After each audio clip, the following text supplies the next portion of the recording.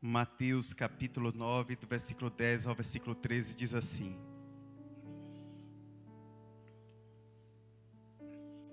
E sucedeu que, estando ele em casa, à mesa, muitos publicanos e pecadores vieram e tomaram lugares com Jesus e seus discípulos. Ora, vendo isto, os fariseus perguntavam aos discípulos: Por que come o vosso mestre com os publicanos e pecadores? Mas Jesus, ouvindo, disse: Os sãos não precisam de médicos, e sim os doentes.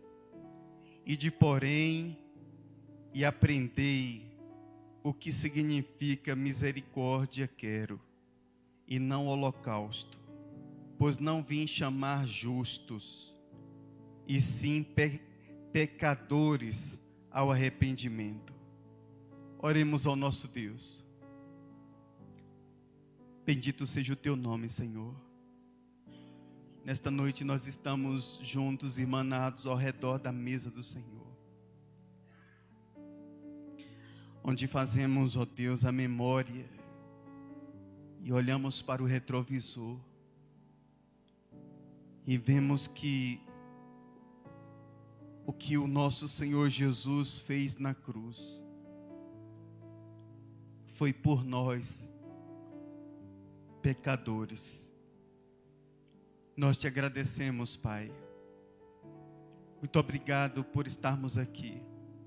Muito obrigado porque podemos cultuar o teu nome. Porque temos forças físicas. Porque temos forças emocionais, psicológicas. Porque, ó Deus, podemos adorar o teu nome, em espírito e em verdade. Fala conosco através da tua palavra, Senhor. Em nome de Jesus. Amém. Meus amados irmãos, o Evangelho de Mateus nos mostra um rei diferente.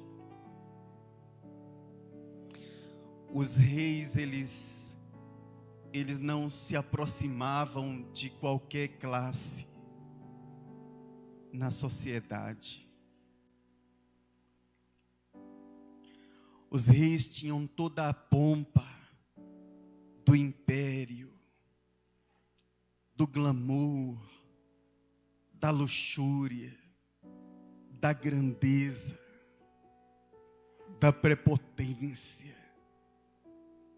da arrogância.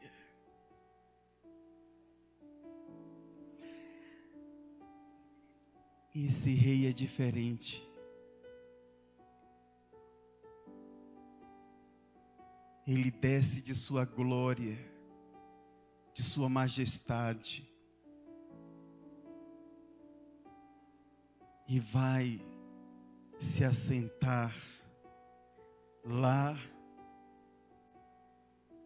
e comer com publicanos e pecadores, sem se contaminar.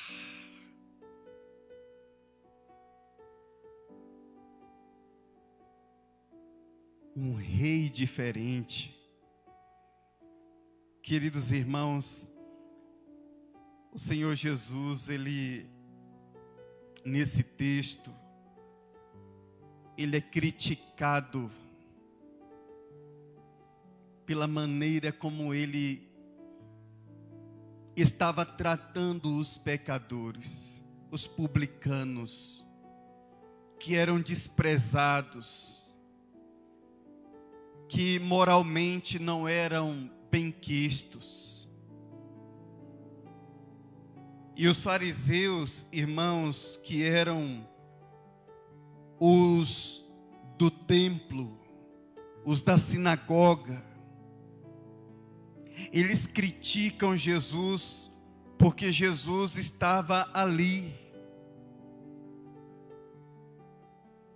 Olhe bem, eles julgaram Jesus porque Jesus estava comendo com os pecadores. Um rei comendo com os pecadores e publicanos. Se a gente observar, queridos irmãos, a forma como Jesus trata os pecadores,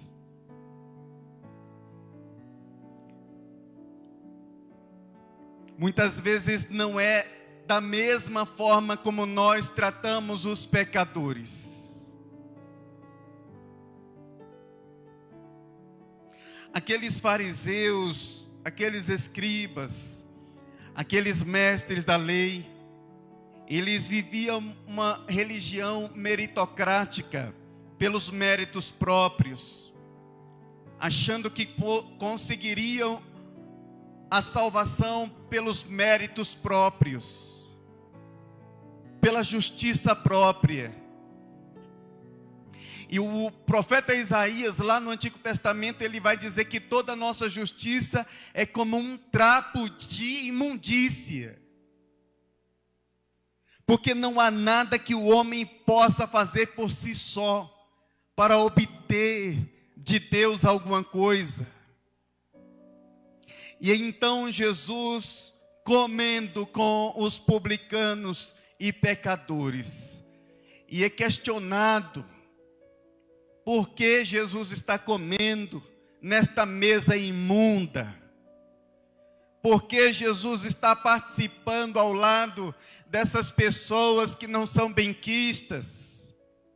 Por que Jesus está no meio deles?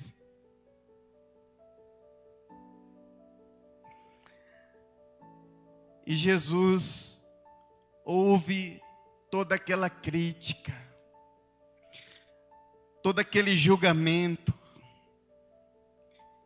Jesus muitas vezes ele foi acusado e tentaram achar de todas as formas algo que pudesse incriminá-lo e levá-lo à morte, mas nunca acharam uma faísca, nunca acharam absolutamente nada de Jesus. Mas eles sempre, os fariseus, os escribas, eles sempre tentaram maquinar algo para desestabilizar, para fazer Jesus errar em alguma coisa. E então, queridos irmãos, Jesus respondeu: os sãos não precisam de médicos, porque eles se achavam sãos, puros, justos, poderiam estar justificados por si próprio, pela sua própria justiça, mas não pela justiça de Deus. Então eles ouvem de Jesus: os sãos não precisam de médicos, e sim os doentes. Ide, porém, e aprendei. Jesus fala para pessoas diplomadas do templo. Jesus fala para pessoas que são as pessoas que tinham os títulos do templo, que eram as pessoas das quais se esperava outras atitudes em relação aos publicanos e pecadores. Eles não conheciam misericórdia. Só havia mau sentimento.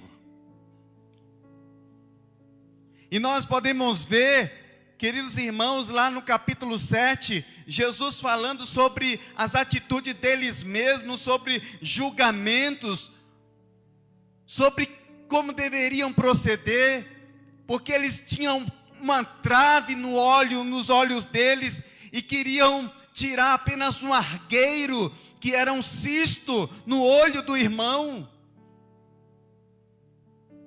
E Jesus então, no capítulo 6, mais de 3 vezes vai chamá-los de hipócritas.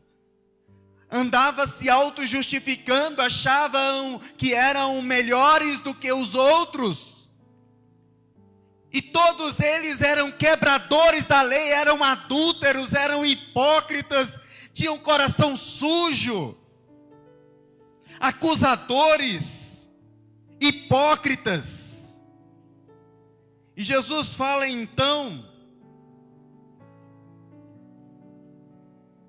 para eles que eles não tinham passado pela infância, pela escola na infância, de aprender o que significava misericórdia. Quando a gente olha para esse texto, flui em nossa mente textos bíblicos, situações bíblicas, em que Jesus, ele olha, por exemplo, naquela situação da mulher adúltera. Eles só queriam apedrejar pela lei. Está escrito, esta mulher foi apanhada em flagrante adultério. E a lei de Moisés diz que nós devemos apedrejá-la. E Jesus inclinado, escrevendo no chão. Jesus não deu ouvido. E eles insistiram. E então Jesus se levanta e diz: aquele que dentre vós não tiver pecado, atire a primeira pedra. Como Jesus trata o pecador é diferente de muitas vezes da forma como a igreja trata o pecador, pelos tantos julgamentos aos que desobedeceram a palavra de Deus. Mas se a gente observar, meus amados irmãos, quando fala dos sãos, os sãos não precisam de médicos, e sim os doentes. Quem são os doentes? São os pecadores, são os que estão enfermos na alma. E quem deles não estava enfermo na alma?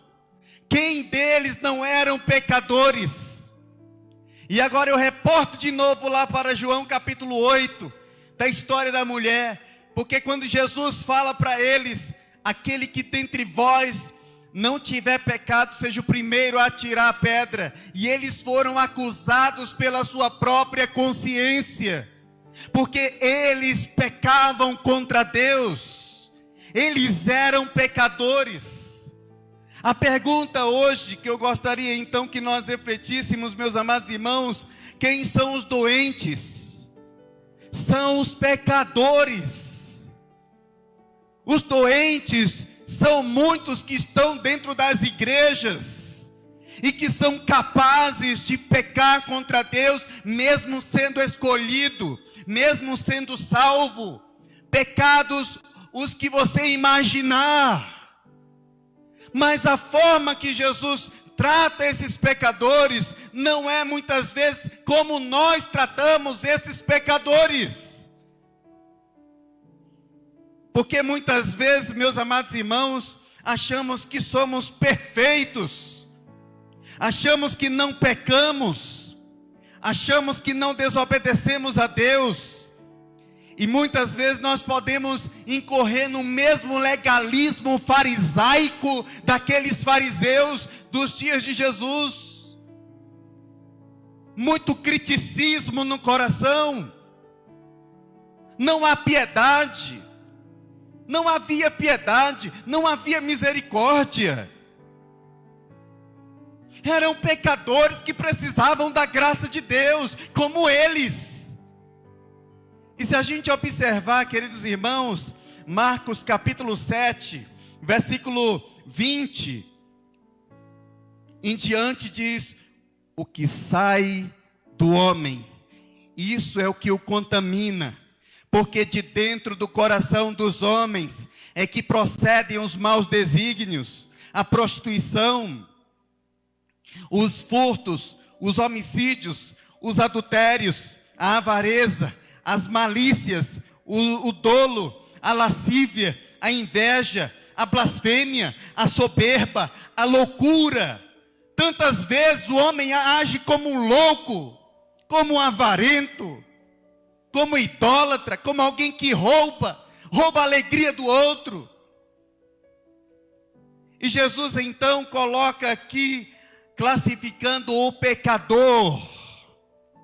Todos nós, em potencial, somos assassinos. Todos nós, em potencial, podemos nos prostituir se não tomarmos cuidado. Todos nós, em potencial, podemos agir com dolo, sem piedade, diante de um pecado cometido por alguém. Era o que estava acontecendo. Os fariseus não aprenderam isso, mas eles eram líderes, mas eles não aprenderam. Liam tanto a Torá, liam tanto a Bíblia do Antigo Testamento.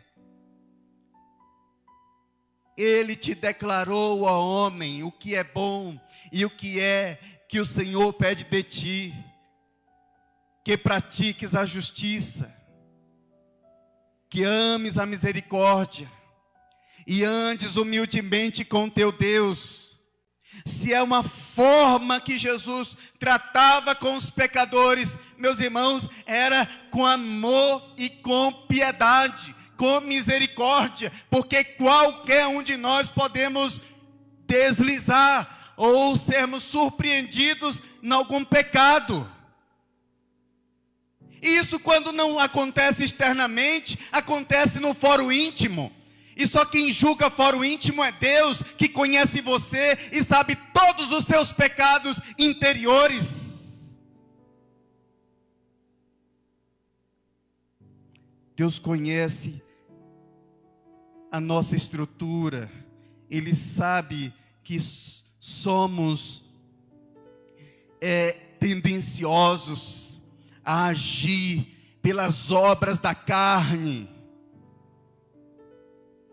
Então, queridos irmãos, há um outro texto, aqui em Romanos, no capítulo 3, versículo de número 23, pois todos pecaram e carecem da glória de Deus. A forma de Deus agir com o pecador, Ele age com misericórdia. Nós não somos capazes, irmãos, de cumprir a lei. Então Ele age com misericórdia. Então, se Cristo age com misericórdia em prol das nossas vidas, quando um irmão pecar, quando uma irmã pecar, nós precisamos agir com misericórdia.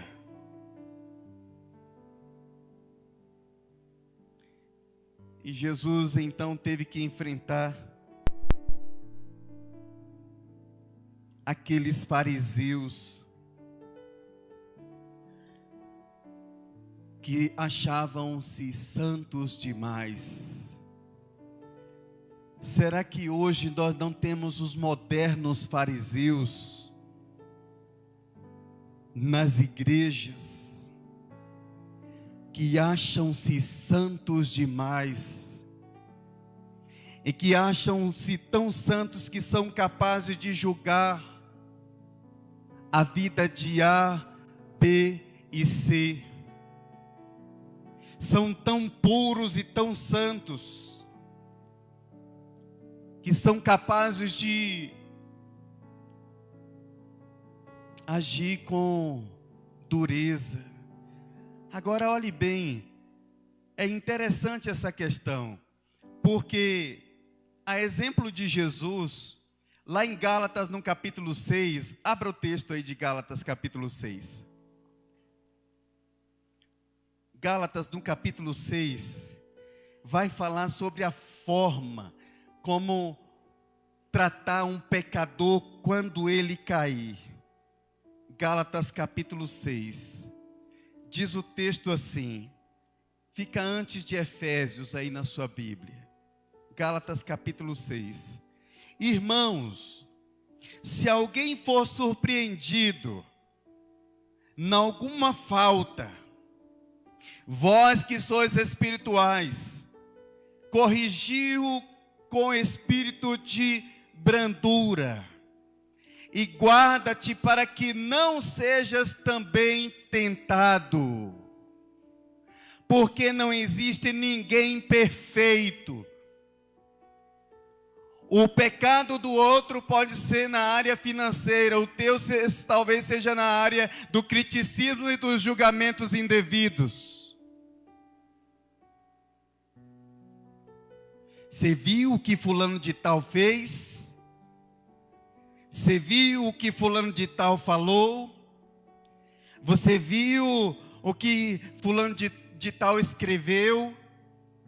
Você viu o que fulano de tal, a maneira como ele agiu?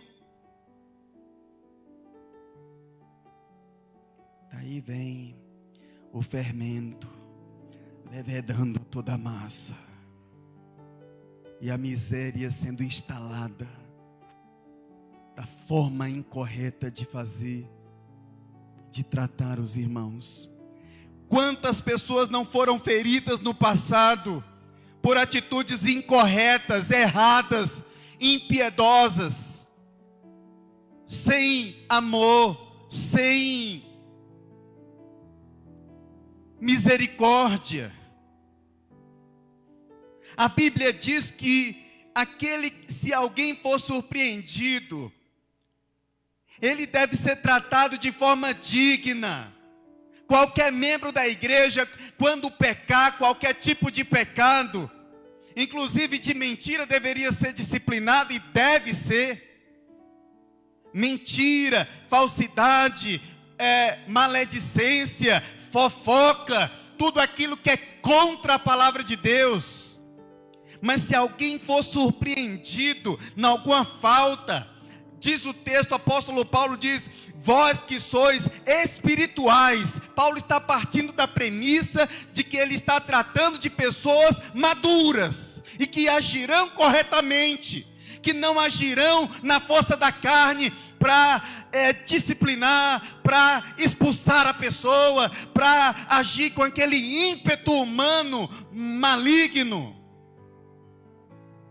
Paulo está falando, queridos irmãos, aqui: tratai-o ou tratai-a com espírito de brandura, vós que sois espirituais. Mas por que Paulo fala assim?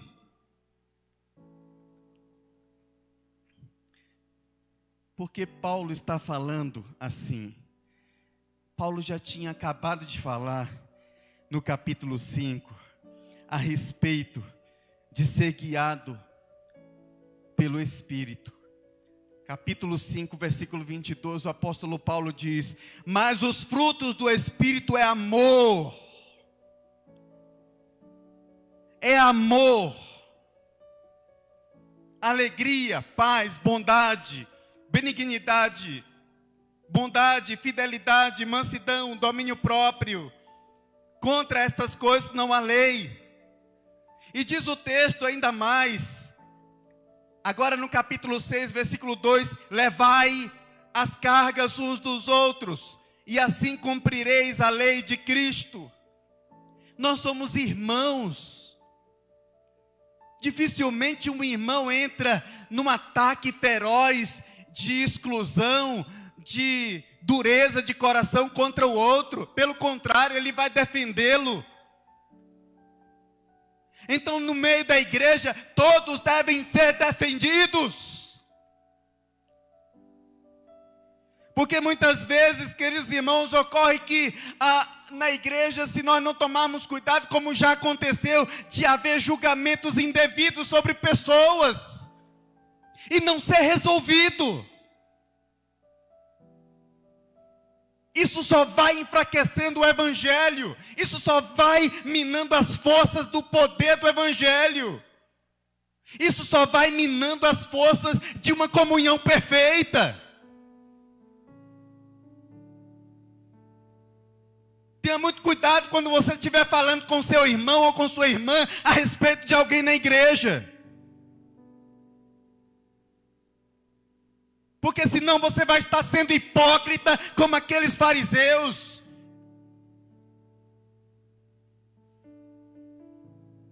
muito fácil.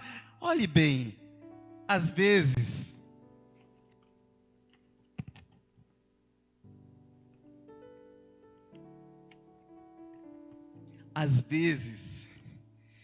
você já percebeu isso? Que nós temos mais facilidade de agir com mais brandura conosco mesmos, agir com mais brandura, com mais paciência, com mais domínio próprio, conosco ou com os mais achegados nossos. Já percebeu isso? Enquanto que com o outro, ou com aquele que é mais distante, a gente tende a não agir com tanta paciência.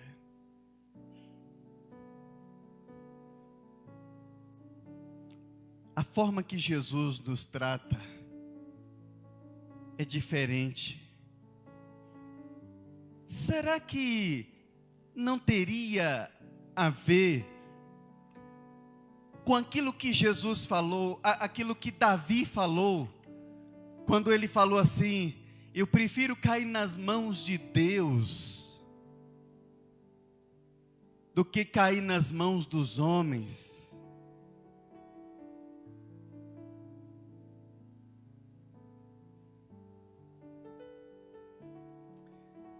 Reflita se você tem agido como Jesus.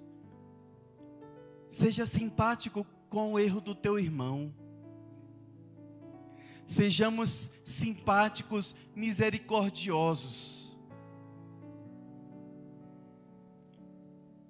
E não como acusadores e julgadores. O acusador é Satanás, o pai da mentira, o pai da falsidade. O acusador, ele não tem muito tempo não. Ele sabe que vai ser destruído, mas ele está constantemente querendo nos acusar. Se falharmos, a Bíblia diz que nós devemos confessar os nossos pecados. Provérbios 28:13, o que é que está escrito lá? Provérbios 28:13, coloca aí. O que confessa a sua transgressão jamais prosperará. O que encobre, aliás, as suas transgressões jamais prosperará, mas os que as confessa e deixa alcançará a misericórdia. Está dizendo confessar e deixar. Então, se o pecado que circunda a sua vida é o de acusação, confesse e deixe, meu irmão, minha irmã. Confesse e deixe. Se o pecado que atinge a sua vida é o da mentira, pelo amor de nosso Senhor, confesse e deixe. Se o teu pecado é de falta de transparência, de falsidade, de agir na frente de uma forma e de outra, quando estiver lá por trás dos bastidores, confesse e deixe. Se o teu pecado seja na área da sexualidade, confesse e deixe. Se o teu pecado é na área de maus pensamentos, o tempo todo, confesse, se arrependa e deixe. Se o teu pecado é na área financeira, o seu Deus é o dinheiro, e você substitui o Senhor, a igreja do Senhor, por uma dedicação muito grande, exasperada, onde você está ali com o coração avarento, só aquilo, só pensando em relação à avareza. Peça perdão a Deus. A Bíblia diz: habite Cristo ricamente em vossos corações. Quando Cristo está em meu coração, eu vou lhe tratar de uma maneira como Ele tratou os pecadores, e não como os fariseus. Que seja assim, irmãos, em nossas vidas. Todos sejam tratados com dignidade. Todos devem ser tratados com amor, com misericórdia, porque o nosso Cristo nos tratou com amor e com misericórdia. Assim a igreja deve viver, meus amados irmãos.